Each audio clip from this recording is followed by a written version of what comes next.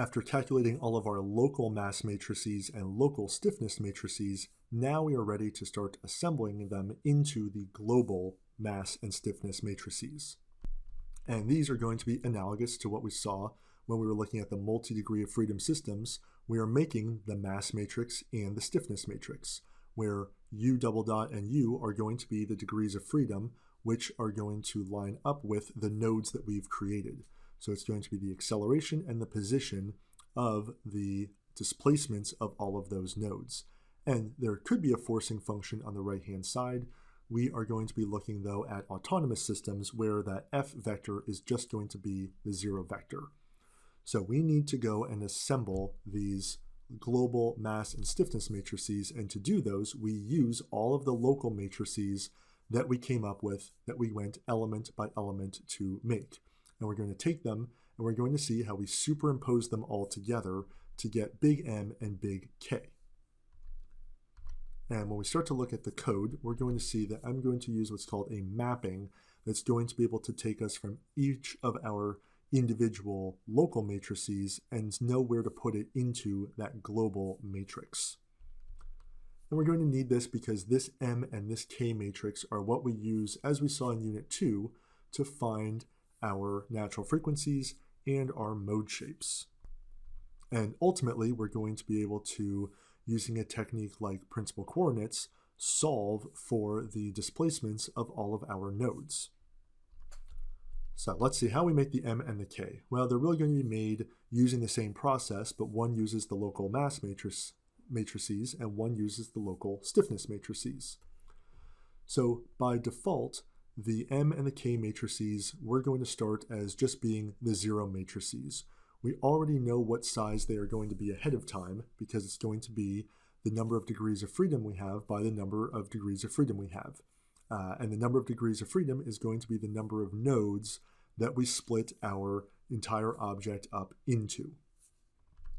And typically these matrices are going to be what we call sparse matrices, where most of the elements in the matrix are going to be zeros, and it's only the main diagonal and a few off-diagonal ones near it that are going to be non-zero. So I won't get into it too much in this class, but with sparse matrices, there are ways that we can, when we're using computational tools, store things as a sparse matrix, which let us use up less memory and maybe do some calculations quicker with the knowledge it's a sparse matrix rather than a matrix where elements are mostly non-zero. But we'll see this as we go through examples. As we get more and more degrees of freedom, more and more of the matrix is going to be taken up by 0 entries. So we add, but really we're superimposing the local matrices together to make this global matrix. So let's see how we populate with an initially empty matrix, or initially a matrix of all zeros. How do we put in the values it's supposed to have? So let's start with our first element. So I'm naming the elemental or the local stiffness matrices by what node is on the left and what node is on the right. So in this case, if node 1 is on the left, node 2 is on the right, this would be element 1. And we'll see this illustrated in more detail when we get into the actual example problem. So if this is element 1 with node 1 on the left, node 2 on the right, I am going to take this 2 by 2 matrix, local matrix, and put it into the proper place in my global matrix. So in this case, because this is node 1 and node 2, I'm going to put these 4 values into row 1 and row 2, column 1 and column 2 of the global matrix. So the global matrix is going to have, first column is node 1, node 2, node 3, node 4, and then the rows are going to be the same rule, 1, 2, 3, and 4. So this would be an example where we have 4 nodes, and as we'll see, that would be 3 elements that make up our system. So again, it's all initially 0. I'm going to add to these 4 values this exact 2 by 2 system. So I'll superimpose it here, and those are my new values. Right, so now element 1 is inserted. It's been put in the right place in the global stiffness matrix. And this is the exact same process we'll use for the mass matrix as well. Now we can move on to our second element. So the second element here has node 2 on its left, node 3 on its right. So we're going to take this 2x2 matrix and plug it into the right spots in our global stiffness or mass matrix. So that would go here, because again, this is the second column, second row, third row that correspond to those nodes 2 and 3. So notice that K23, K32, K33 were initially 0, and now they have new values corresponding to the upper right, bottom right, lower left values of this local matrix. But this K22 actually has overlapping matrices. Its value is going to be the lower right value from the first element plus the upper left value of the second element. So K22, again, we're superimposing. I have to add those two values together to get the proper stiffness, the proper value for that cell. And not shown here, I would have a third element that's attached to node 3 on the left and 4 on the right, which I'll illustrate here in green, the same idea. To K33, I have to add an additional value to it that would be the upper left value in my local matrix for the third element. And then for this particular system, I would be done because this only has 3 elements, 4 nodes. So notice all the values not in a box are going to remain as zeros. So in this system, there's actually less than half of the matrix is zeros. But if we start thinking out further, since we only are ever filling out the main diagonal and then one diagonal off of it, as these systems get larger and larger and larger, a higher and higher percentage of the matrix starts to become just zeros. So we do this process for the stiffness matrix, we repeat it for the mass matrix, and now we have our global mass and our global stiffness matrices all assembled by superimposing the local stiffness matrices from every element, the local mass matrices from every element.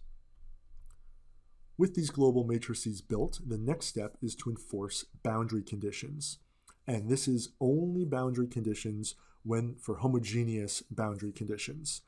If we have non-homogeneous boundary conditions, we need to use a different methodology. But here, when we are dealing with the bar in longitudinal vibration or with axial vibrations, we are going to enforce boundary conditions by eliminating rows and columns from the global mass and the global stiffness matrices. And the only boundary conditions that we are going to need to apply are for the axial systems where we know that the deflection is 0. If we know that the strain is 0, we do no modifications to our matrices. We just we'll mark it down so that we remember that we accounted for it, but there's no modification needed.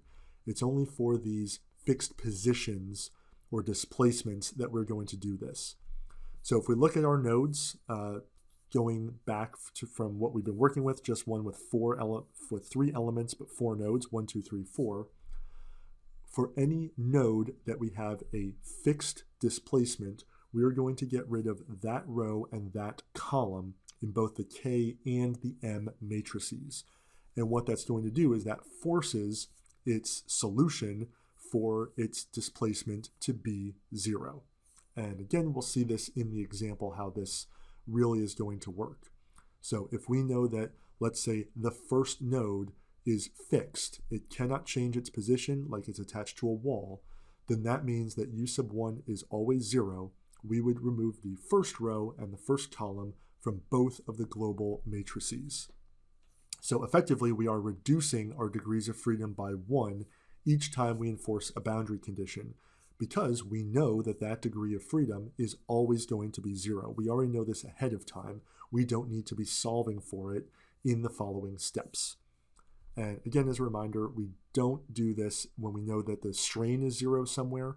No modification is needed. So by applying the boundary conditions, typically we are then changing that mass, that global mass and global stiffness matrix that we just created. But now we are ready to solve our system just like we would solve any other multi-degree of freedom system like we did in Unit 2. We can now look at the global mass and stiffness matrices. We can look at its eigenvalues, and that's going to be able to tell us the natural frequencies of our system. And we're going to be able to look at the eigenvectors, and we're going to know the mode shapes of our system.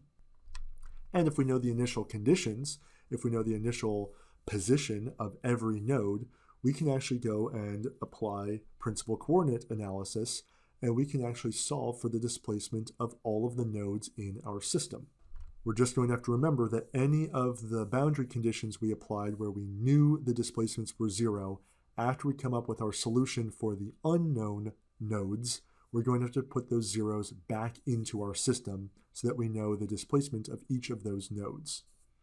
So again, what we've done is we've gone from our continuous system, we've turned it into a bunch of elements linked together at nodes, and now we know for each node what its position is at all points in time.